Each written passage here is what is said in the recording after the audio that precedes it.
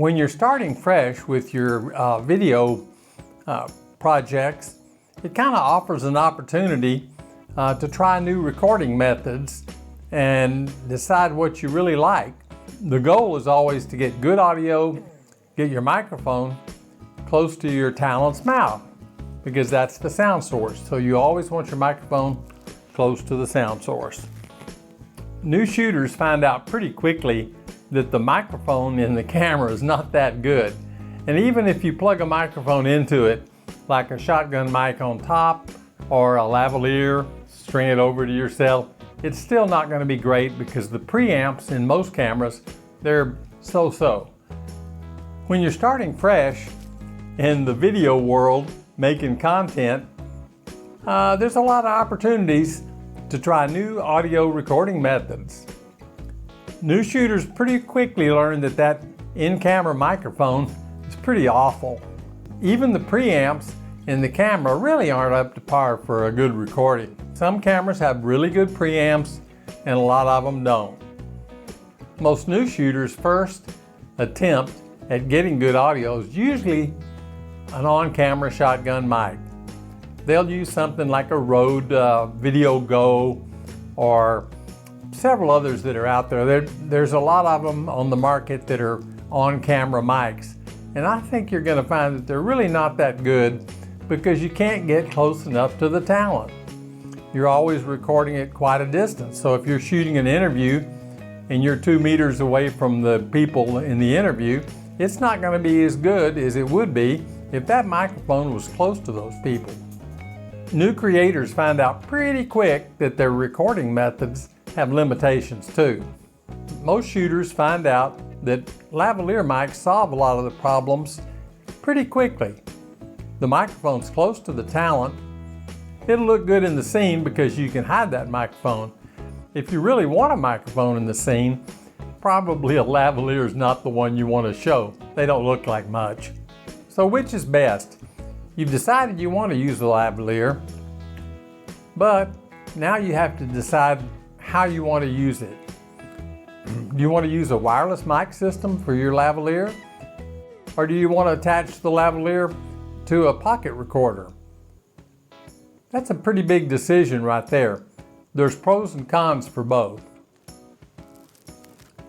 So there's a few things that you need to consider before you start recording on that little lavalier mic. You got to figure out how you're going to place the mic on the sound source, the talent. And that's going to be the same whether you use a wireless system or you use a recorder. You also have to decide how you're going to power the recording device. Are you going to use something that just uses a couple of AA batteries? Or are you going to use a device that has rechargeable batteries? It could make a big difference in the long run. You really want to try to provide the simplest workflow possible when you're shooting videos. The more complicated you make it, the harder it is to turn out a good product. You're definitely more likely to fail the more complex you make the process. You also want to be able to recover from a failure really quick. You've got talent around, maybe you have a client around. You need to be able to recover from a failure of whatever type of recording system you use. If you plan to use a wireless mic, a microphone like the DJI Video Mic 2 is a popular choice. Of course there's other choices, there's lots of other choices. It seems like the industry picked up on wireless and they've just run away with it. Everybody's offering some kind of wireless solution. And they're pretty good, but some are pretty complicated. So if it doesn't make your workflow easier, I'd look at something else. This is a wireless solution that doesn't really offer much in the way it looks on the talent. It's just a little black box and it's either attached with a clip or with a magnet. Looks like hell. Usually, the best idea is to try to hide a lavalier on the person so that the microphone isn't obvious like this. This really looks terrible. A wireless mic generally records directly into the camera, so it suffers the same problems that a shotgun mic on top does. You have the camera's preamps, and like I said, sometimes they're not good. The microphone also can have problems too. It can have self-noise, It can have glitches or dropouts from not maintaining a good connection. Other things can bother it, like cell phones and routers, all kinds of things that operate on the more common frequencies that are used by the wireless devices. A wireless mic is not an uncomplicated thing. It gets complicated because it has built-in batteries. So you've added another complication to the process. Batteries that can't be replaced, but can only be recharged.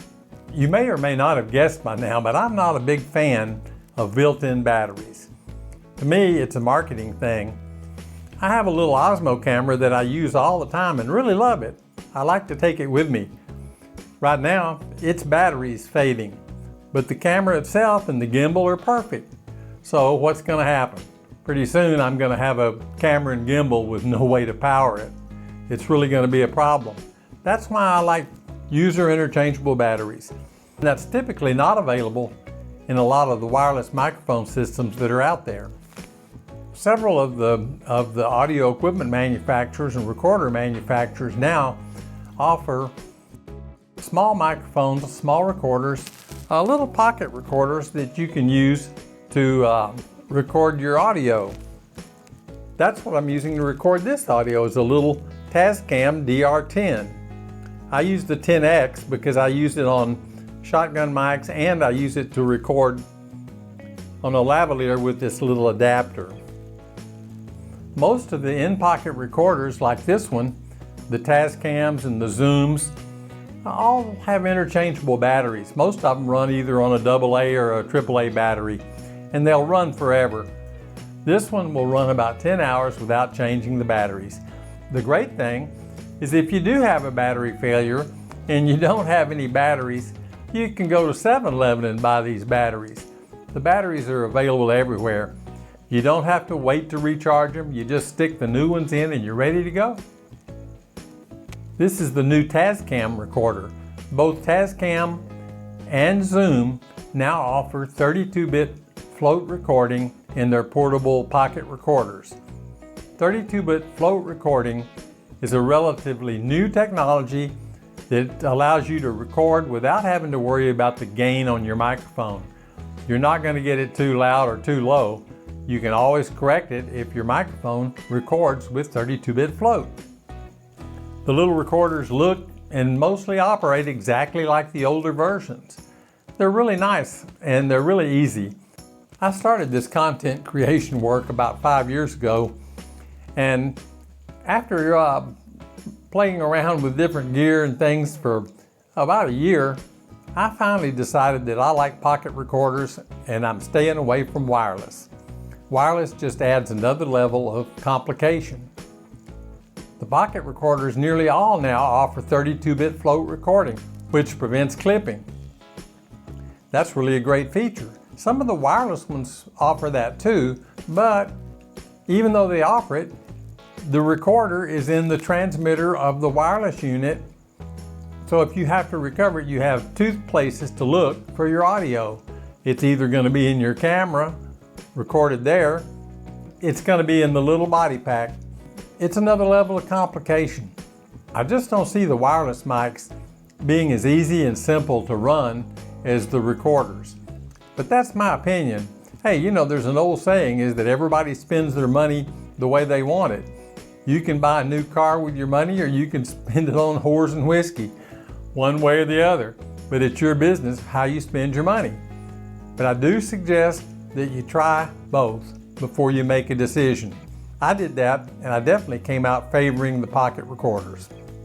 This is JR, the TexPat OTG, with my opinion on recording.